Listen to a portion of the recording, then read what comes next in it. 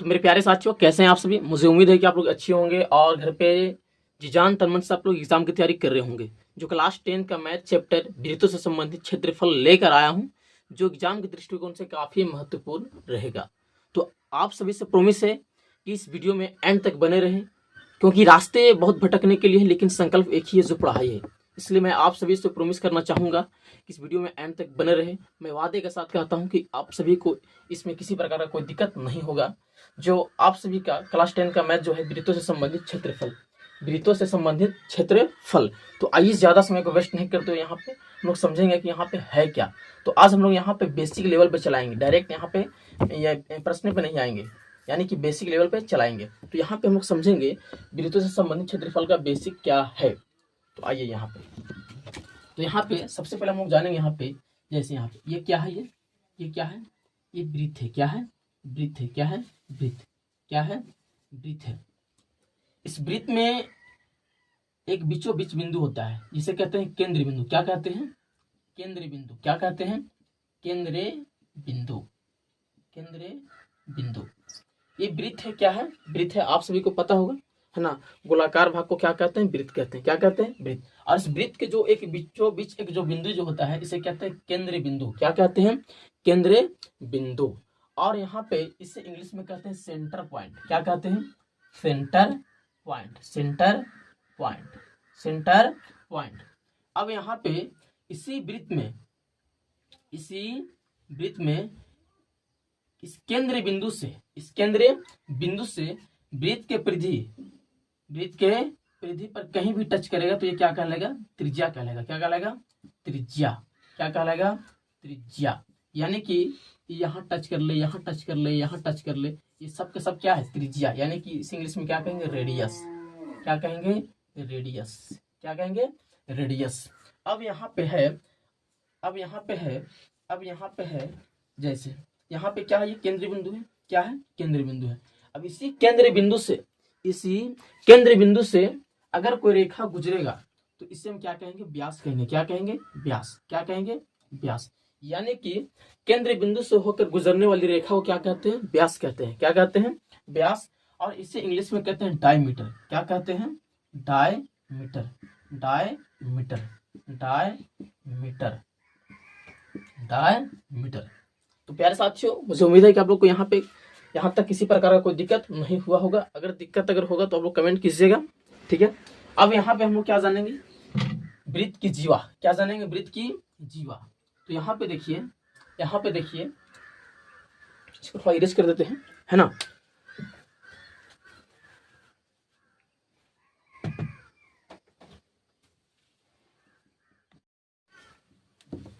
तो यहाँ पे अब हम लोग क्या जानेंगे? जीवा जानेंगे। क्या जानेंगे? जीवा। अब यहाँ पे जीवा जो है, ये मान लीजिए क्या है? वृत्त है। क्या है? वृत्त है, ठीक है। अब यहाँ पे क्या है? केंद्र बिंदु है, सबको पता है। अब यहाँ पे देखिए, अब यहाँ पे ये मतलब वृत्त के परिधि पर स्थित किसी भी दो बिंदु को मिलाने वाली रेखा को क्या कहते हैं? जीवा कहते हैं। क्या कहते हैं? जीवा कहते हैं। आप यहाँ मिला लीजिए, ये क्या है? जीवा है। आप यहाँ मिला लीजिए, ये भी क्या है? जीवा है। आप यहाँ मिला लीजिए, ये भी क्या है? जीवा है। आप यहाँ मिला लीजिए, ये भी क्या है? जीवा है। आप यहाँ मिला लीजिए, ये भी क्या है? जीवा है। ये सब जीवा है। क्या है? ये सब जीवा है। यानी कि वृत्त के स्थित पर किसी भी दो बिंदु को मिलाने वाली रेखा को क्या कहते हैं? जीवा कहते हैं। अब इसमें यहाँ पे आप लोग ये बताइए कि इसमें यहाँ पे सबसे बड़ी जीवा कौन होगा?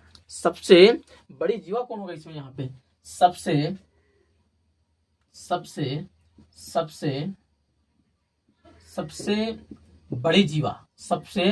बड़ी जीवा कौन होगा? सबसे बड़ी जीवा कौन होगा या फिर क्या होगा? तो यहाँ पे ये अभी जस्ट में बताया है कि केंद्र बिंदु से जो रेखा गुजरेगा उसे क्या कहते हैं? व्यास कहते हैं। क्या कहते हैं? व्यास कहते हैं। जो सबसे बड़ी जीवा इसमें ये है, यानी कि व्यास है। क्या है? व्यास है। क्या है? व्यास है। क्या है? व्यास है। और यहाँ पे ये क्या होगा? ये जीवा होगा। क्या होगा? ये जीवा। क्या होगा? जीवा। मतलब जीवा यहाँ पे सब है, लेकिन इसमें सबसे बड़ी जीवा क्या है? तो व्यास है। अब यहाँ पे एक चीज थोड़ा सा यहाँ पे ध्यान में ये रखना है कि यहाँ पे केंद्र बिंदु से जो जीवा जितना दूर रहेगा उतना छोटा होगा। केंद्र बिंदु से जो जीवा जितना दूर रहेगा उतना क्या होगा, छोटा होगा। इन देखिए जैसे जैसे दूर बनते जा रहा है वैसे वैसे जीवा क्या हो रहा है, छोटा होते जा रहा है। और केंद्र बिंदु से जो जीवा जितना नजदीक होगा उतना क्या होगा, बड़ा होगा। तो आई होप कि आपको ये चीज समझ में आ गया होगा। तो यहाँ पे थोड़ा सा एक चीज और जानेंगे यहाँ पे कि वृत्त के केंद्र से वृत्त के केंद्र से वृत्त के केंद्र से वृत्त के केंद्र से यानी कि यहाँ पे ऊपर भी जो जीवा जितना दूर रहेगा उतना क्या होगा, छोटा होगा। ठीक है, तो यहाँ पे आप सभी लोग यहाँ पे समझ गए होंगे। अब यहाँ पे हम लोग जानेंगे चाप। क्या जानेंगे, चाप। क्या जानेंगे, चाप। तो यहाँ पे ये मान लीजिए क्या है, वृत्त है। क्या है, ये वृत्त है। अब यहाँ पे इस जीवा द्वारा जो यहाँ पे ये हो रहा है इस प्रकार से, ये क्या है, ये चाप है। क्या है, चाप है। क्या है, चाप है। यानी इसको क्या कहेंगे, चाप कहेंगे। क्या कहेंगे, चाप कहेंगे। इसको नहीं कहेंगे, ये तो जीवा हो गया हमारा ना, ये इसको नहीं कहेंगे, इसको कहेंगे। क्या कहेंगे, इसको। यानी ये क्या है, ये चाप। क्या है, चाप है। क्या है, चाप, जिसे इंग्लिश में कहते हैं कोड। क्या कहते हैं, सॉरी कोड नहीं, आर्क कहते हैं। क्या कहते हैं, आर्क। क्या कहते हैं, आर्क। यानी यहाँ पे जीवा को जो है यहाँ पे इंग्लिश में क्या कहते हैं, कोड कहते हैं। क्या कहते हैं, कोड। तो यहाँ पे आई होप कि आपको यहाँ तक समझ में आ गया होगा। तो यहाँ पे अब जानेंगे थोड़ा सा यहाँ पे वृत्त के परिधि और वृत्त के क्षेत्रफल। वृत्त के परिधि और वृत्त के क्षेत्रफल। तो यहाँ पे आइए इसको इरेज कर देते हैं। यहाँ पे अब क्या जानेंगे, वृत्त के परिधि, वृत्त के परिधि, वृत्त के परिधि। सबसे पहले हम लोग यहाँ पे वृत्त के परिधि जो है, सबको पता है फॉर्मूला कि 2 पाई r होता है। 2 पाई r होता है। 2 पाई r होता है। लेकिन कैसे ये 2 पाई r कैसे होता है वो जानेंगे। ठीक है, तो यहाँ पे देखिए थोड़ा सा यहाँ पे, जैसे मान लीजिए क्या है, ये वृत्त है। क्या है, ये वृत्त है। ठीक है, क्या है, ये वृत्त है। अब यहाँ पे क्या है, ये केंद्र बिंदु है। क्या है, केंद्र बिंदु है। अब यहाँ से यहाँ तक की दूरी को क्या कहते हैं, त्रिज्या कहते हैं। जो त्रिज्या को जो है r से प्रेजेंट करते हैं, छोटा r से प्रेजेंट करते हैं। अब यहाँ पे ये बताइए कि यहाँ से यहाँ ये भी क्या होगा, यहाँ से यहाँ ये भी क्या होगा, त्रिज्या तो ही होगा ना। अब यहाँ पे एक त्रिज्या और एक त्रिज्या मिलकर क्या बनता है, पूरा व्यास बनता है। जो व्यास को इंग्लिश में क्या कहते हैं, डायमीटर कहते हैं। जो हम लोग यहाँ पे व्यास को डी से प्रेजेंट करते हैं। तो यहाँ पे ये बताइए कि डी बराबर क्या हो जाएगा, 2r। डी बराबर क्या हो जाएगा, 2r। यानी व्यास बराबर जो है क्या हो जाएगा, 2r। कोई दिक्कत नहीं। अब यहाँ पे यानी कि डी बराबर क्या हो गया, 2r। अब यहाँ पे चाहेंगे r निकालने के लिए तो r इधर आ जाएगा और बराबर के इधर d, तो d। अब ये बच गया गुने का 2, तो इधर आकर भागे का 2। यानी यहाँ पे व्यास बराबर 2r और यहाँ पे त्रिज्या बराबर d बटेगा 2, यानी कि व्यास बटेगा 2 हो जाएगा। कैसे, तो यहाँ पे देखिए, सपोज कीजिए कि यदि अगर व्यास अगर 10 है, यदि अगर व्यास 10 दिया हुआ है तो इसका त्रिज्या क्या होगा, तो यहाँ पे देखिए हमें त्रिज्या फाइंड करना है। जो त्रिज्या का फॉर्मूला क्या है, d बटेगा 2 है। ये व्यास है, मतलब व्यास है, हमें निकालना क्या है, त्रिज्या निकालना है। तो यहाँ पे त्रिज्या निकालने के लिए d का मान जरूरी है। तो d का मान क्या दिया है, 10 दिया है। तो यहाँ पे क्या हो जाएगा, भागा दीजिए, कितना आ जाएगा, 5 आ जाएगा, है ना। यदि अगर यहाँ से यहाँ 10 है तो यहाँ से यहाँ ऑलरेडी क्या होगा, 5 होगा। वही अगर यहाँ से यहाँ त्रिज्या अगर 5 है तो इसका व्यास क्या होगा, 10 होगा। समझ रहे ना, मतलब यहाँ से यहाँ अगर त्रिज्या अगर 2 है तो इसका व्यास क्या होगा, 4 होगा, है ना। मतलब 2 दूना का 4 हो जाएगा, दुगुना हो जाएगा। और वही अगर त्रिज्या अगर मान लेते हैं यहाँ से यहाँ अगर 6 है, अगर यहाँ से यहाँ व्यास अगर 6 है तो यहाँ से यहाँ त्रिज्या क्या हो जाएगा, 3 हो जाएगा। तो यहाँ पे आई होप कि आपको यहाँ तक समझ गए होंगे। तो यहाँ पे ये आप लोग समझ गए। अब यहाँ पे थोड़ा सा जानेंगे, हम लोग कहाँ पे थे, वृत्त के परिधि 2 पाई r कैसे होता है। ठीक है, तो यहाँ पे देखिए ये वृत्त के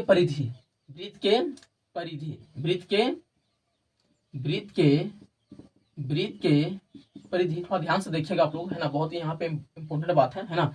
यहाँ पे वृत्त के परिधि बटे व्यास, ये दोनों का अनुपात जो है पाई के बराबर होता है। वृत्त के परिधि बटा व्यास, ये दोनों का अनुपात जो है पाई के बराबर होता है।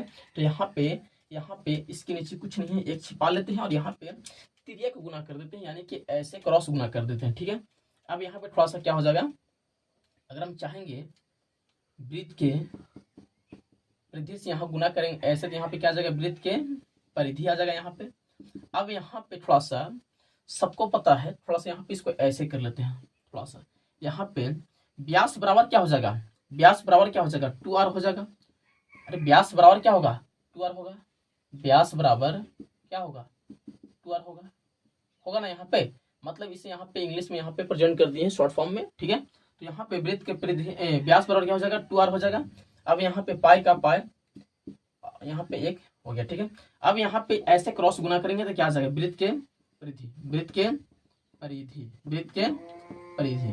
अब यहाँ पे पाई से गुना करेंगे 2r में तो क्या आ जाएगा, पाई, एक सेकेंड, मतलब यहाँ पे पाई से गुना करेंगे 2r में तो यहाँ पे क्या आ जाएगा, 2 पाई r आ जाएगा, 2 पाई r आ जाएगा। लेकिन बहुत बच्चे यहाँ पे असंभित होंगे कि यहाँ पे सर पाई 2r होगा, लेकिन नहीं, पाई 2r मतलब इसको हम इधर से गुना करें या इधर से गुना करें, मतलब आंसर वही आएगा। लेकिन यहाँ पे ये थोड़ा ज़रा सा बोलने में अच्छा लगता है, इसलिए मतलब इसको जो है यहाँ पे इस प्रकार से लिखा जाता है।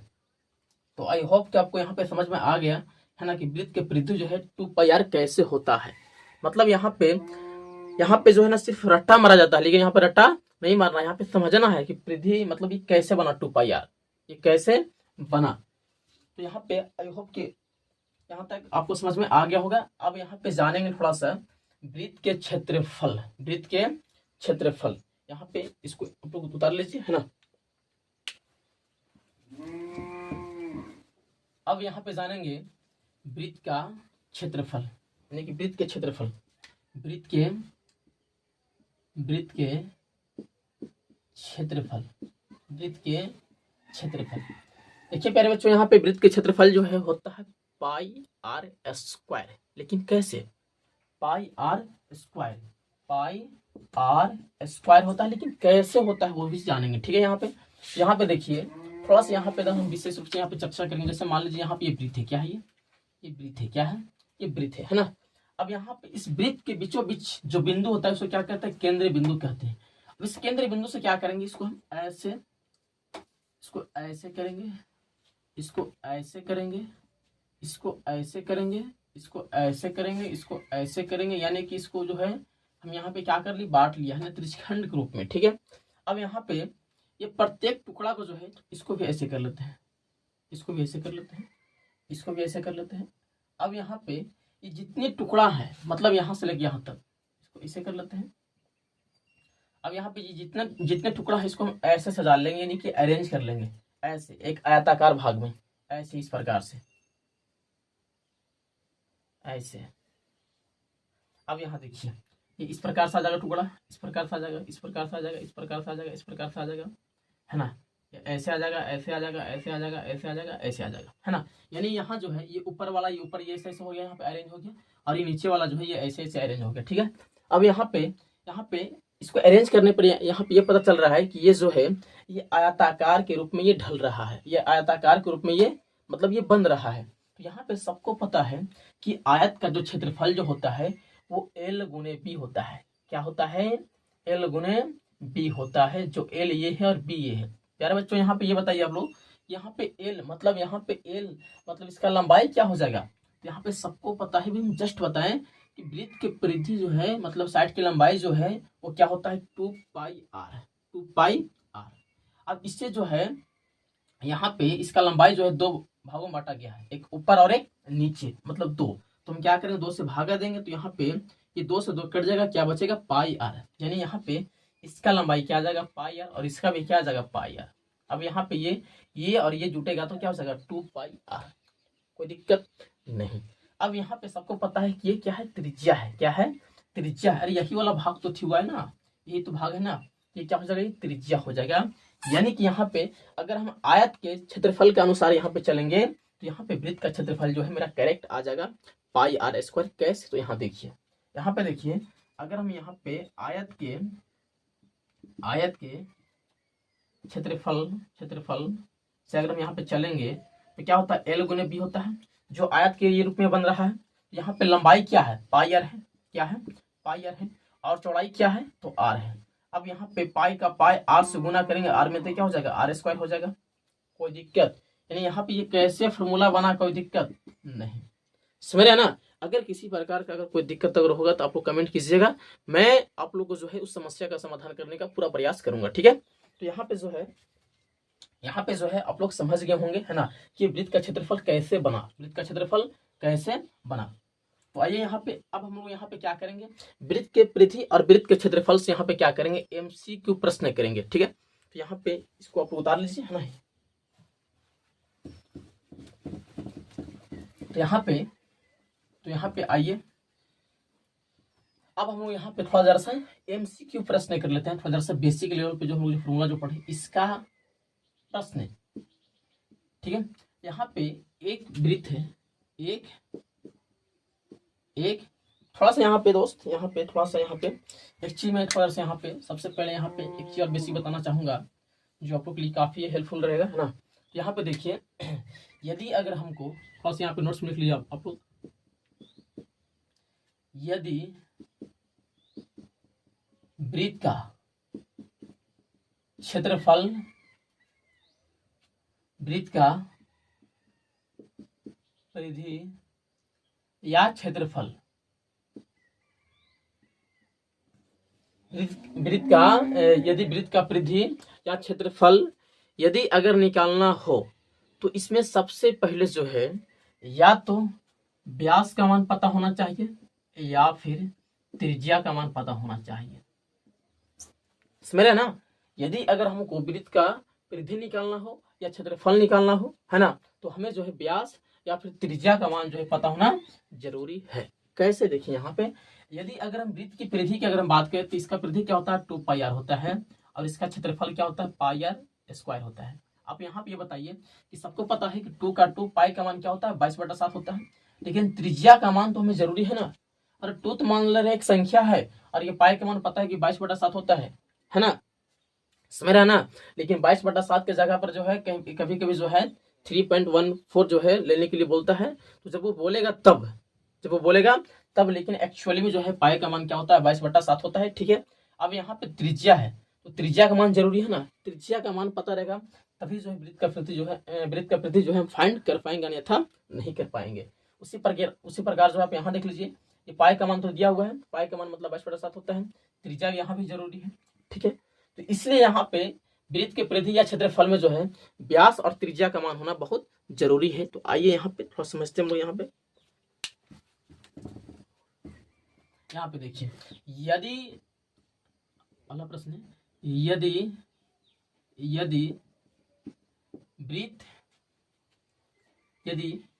एक वृत्त जिसका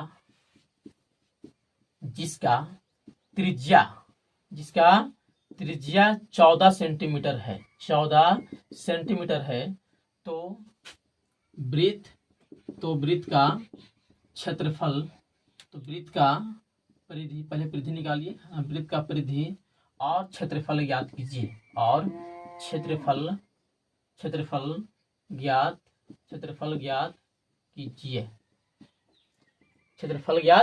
कीजिए। तो यहाँ पे देखिए हमें निकालना क्या है, वृत्त के परिधि और क्षेत्रफल। तो यहाँ पे देखिए सबसे पहले क्या है परिधि है, क्या है परिधि है।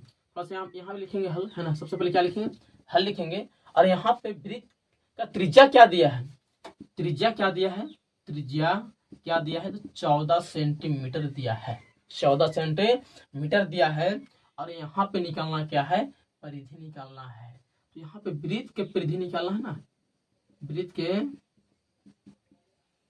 परिधि निकालना तो क्या होता है 2πr होता है, 2 का 2 गुने के गुने पाई का मान क्या हो जाएगा 22/7 गुने r का मान क्या हो जाएगा मतलब त्रिज्या क्या हो जाएगा 14, क्या हो जाएगा 14।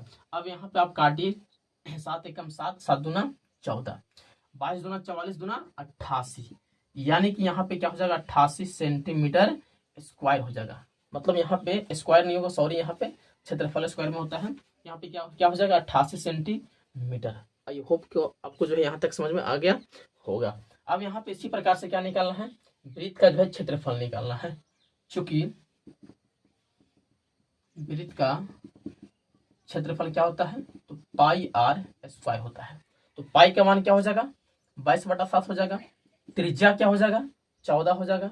त्रिज्या कितने हैं, 2 है, मतलब यहाँ पे पावर 2 है, तो इसको ऐसे लिख सकते हैं 14 गुने 14। काटिए, 7 दूना 14, 14 दूना 28, और 28 से गुना करेंगे 22 में, तो यहाँ पे क्या आ जाएगा इसका आंसर, 2 8 16 के 6, हाथ में 1, अब 2 दूना 4 और 1 5, 2 8 16 के 6, हाथ में 1, 2 दूना 4 और 1 5, यानी कि यहाँ पे 6 का 6, 5 6 11 के 1, हाथ में 1 और 5 और 1 6, समझ रहे ना। यहाँ पे क्या आ जाएगा, 616 सेंटीमीटर स्क्वायर आ जाएगा। तो आई होप कि आपको यहाँ तक समझ में आ गया होगा, है ना। तो यहाँ पे ये आप उतार लीजिए, ठीक है। अब यहाँ पे आइए इसी के अनुसार एक प्रश्न और लेते हैं, एक प्रश्न और लेते हैं। चलिए, अब यहाँ पे जो है, यदि अगला प्रश्न है ना, अगला प्रश्न यहाँ पे, यदि एक वृत्त जिसका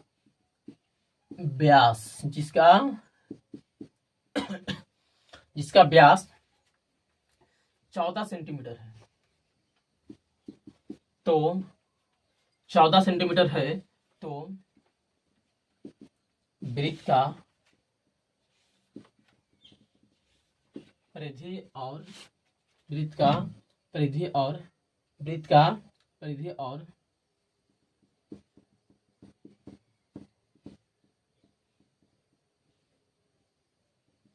क्षेत्रफल ज्ञात कीजिए,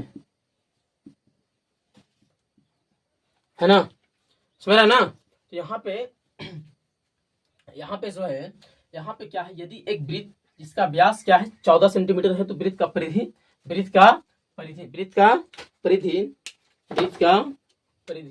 ये परिधि, ठीक है, और यहाँ पे क्षेत्रफल फाइंड करना है, ठीक है। तो यहाँ पे देखिए, सबसे पहले लिखेंगे हल, क्या लिखेंगे, हल लिखेंगे, ठीक है ना। अब यहाँ पे व्यास क्या दिया है, वृत्त का व्यास क्या दिया है, तो 14 सेंटीमीटर दिया है। हमें निकालना क्या है, वृत्त के क्षेत्रफल, वृत्त के परिधि और क्षेत्रफल, यानी कि वृत्त के पहले निकालेंगे परिधि, ठीक है। तो वृत्त के परिधि क्या होता है, 2 पाई आर होता है, 2 पाई आर होता है।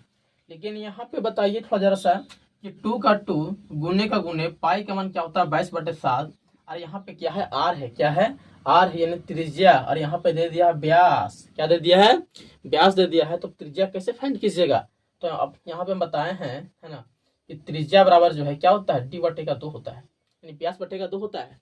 तो यहाँ पे व्यास क्या दिया है, 14 दिया है, क्या दिया है, 14/2, काटिए, कितना जाएगा, 7 आ जाएगा। यानी आपका यहाँ पे त्रिज्या फाइंड हो गया, है ना, त्रिज्या आर कितना फाइंड हो गया, 7 फाइंड हो गया। तो यहाँ पे क्या जाएगा, 7 आ जाएगा, 7 से 7 गोल 22×44 सेंटीमीटर, समझ रहे ना। अब यहाँ पे इसी प्रकार से यहाँ पे आपको जो है वृत्त के क्षेत्रफल निकालना है और कमेंट करना है, ठीक है ना। और वीडियो अगर अच्छा लगा हो, है ना, तो प्लीज आप लोग जो है लाइक, सब्सक्राइब एंड कमेंट और एक दूसरे के पास शेयर कर दीजिएगा। तो जय हिंद।